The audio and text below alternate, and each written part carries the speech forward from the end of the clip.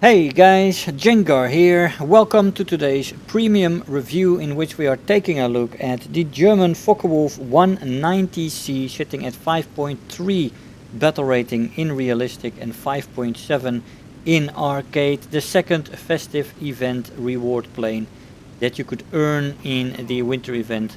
And quite a nice plane. It's a unique plane, that is something different.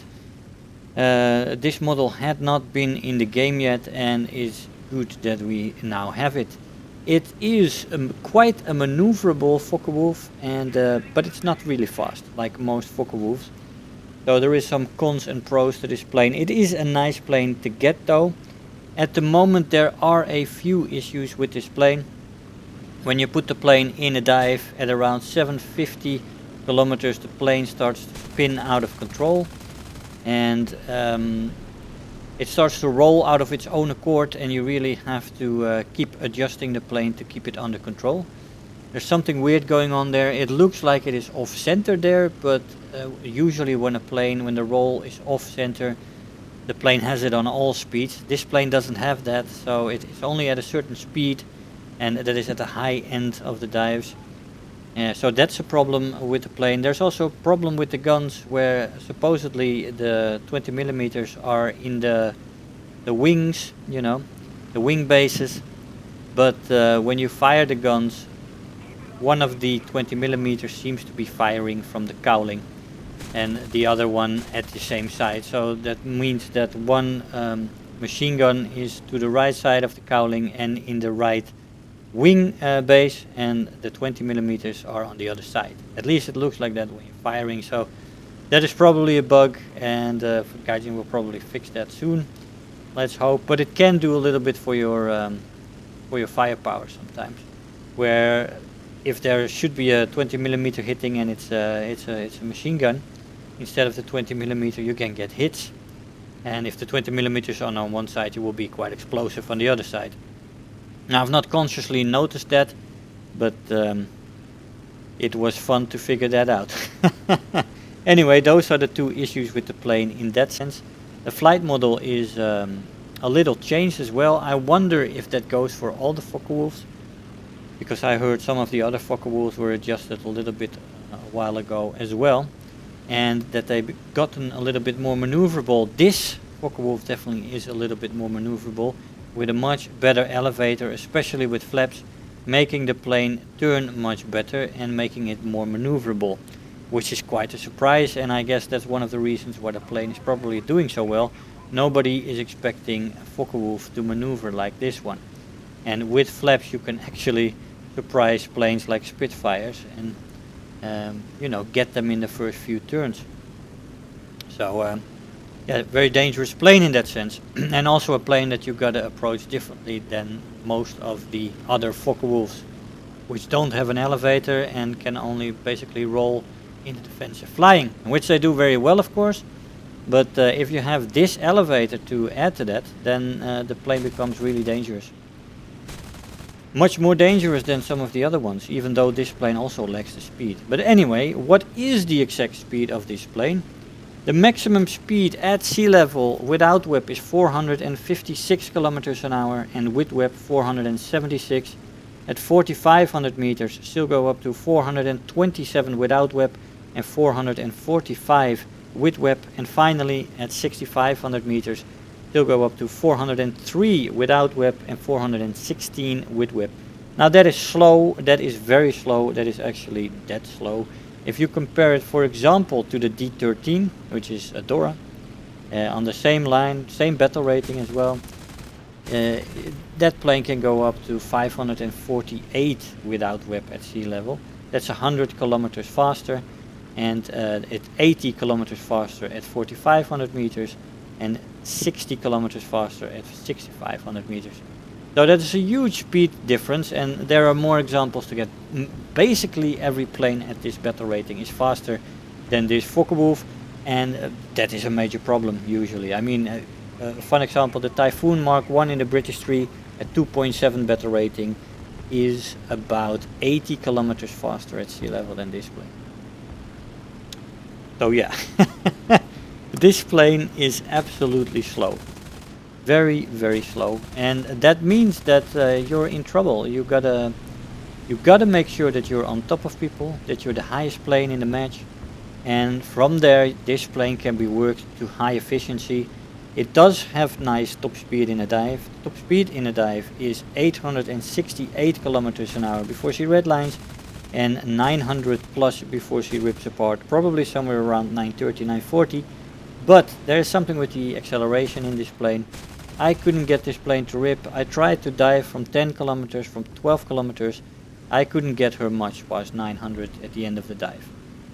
So yeah, the acceleration starts pretty good though in a dive. It starts very good in a straight line as well, but then it starts to really drop off to bad, and you barely can get any speed at a certain point.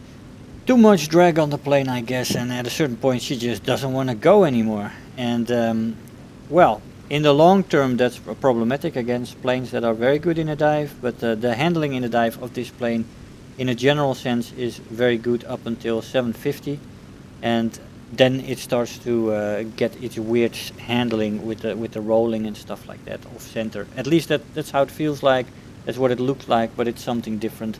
It just you have to constantly manage the controls at that point. It can still get its guns on target though, because it does still listen to the controls. So there is that. The control stiffening only starts slightly at 500 and becomes slightly worse at 650, but the roll rate stays really good even above 650, 750, 800. The elevator also stays functional. You can easily pull out of a dive at that point, so there is no problem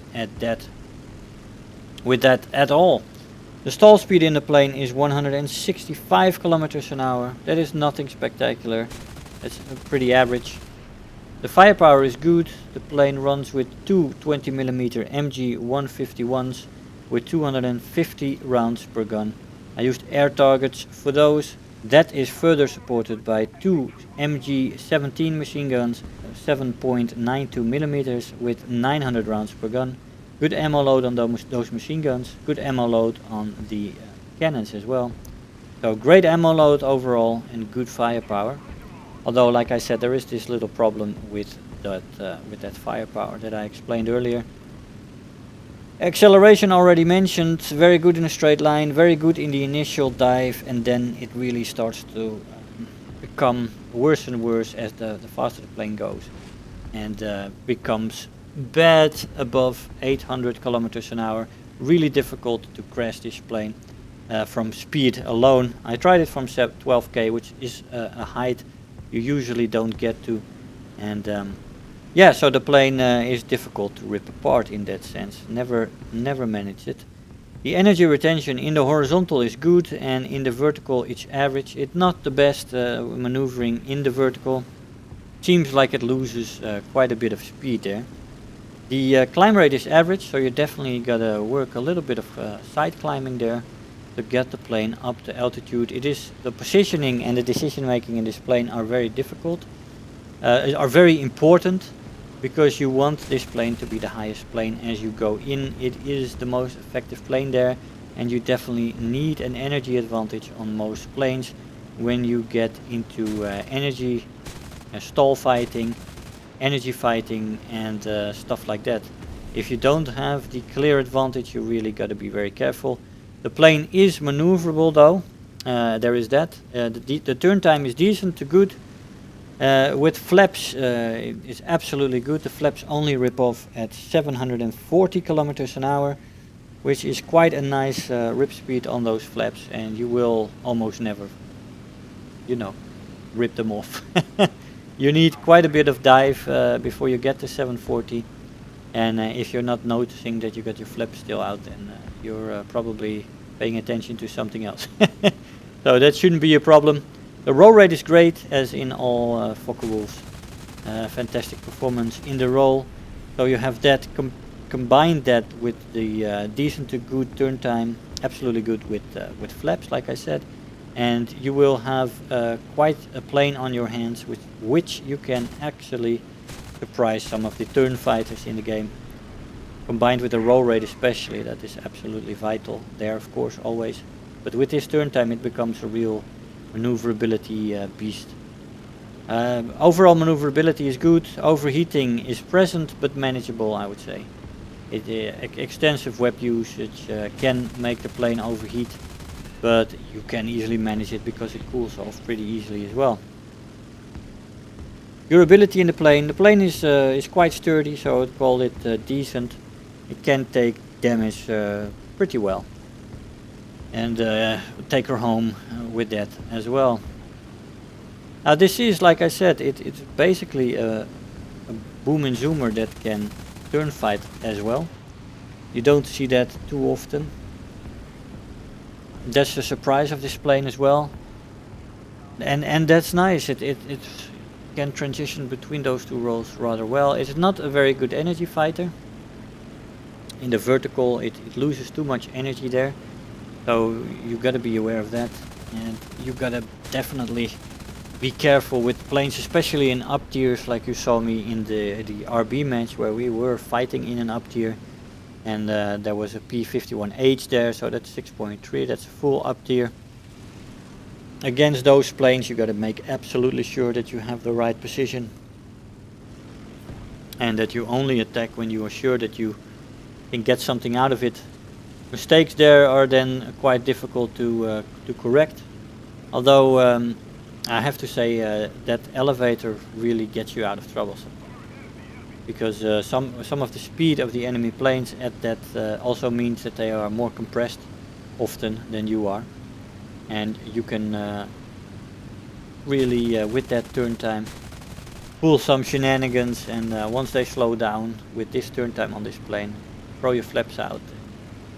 You got them in a maneuver fight, which is absolutely quite a surprise to some people, especially the people who don't have this plane themselves. They don't notice the difference in the elevator and the maneuverability, and it will take a little bit of time before people get wise to it. But eventually people will get wise to it, and that's where the problem for this plane is gonna come in.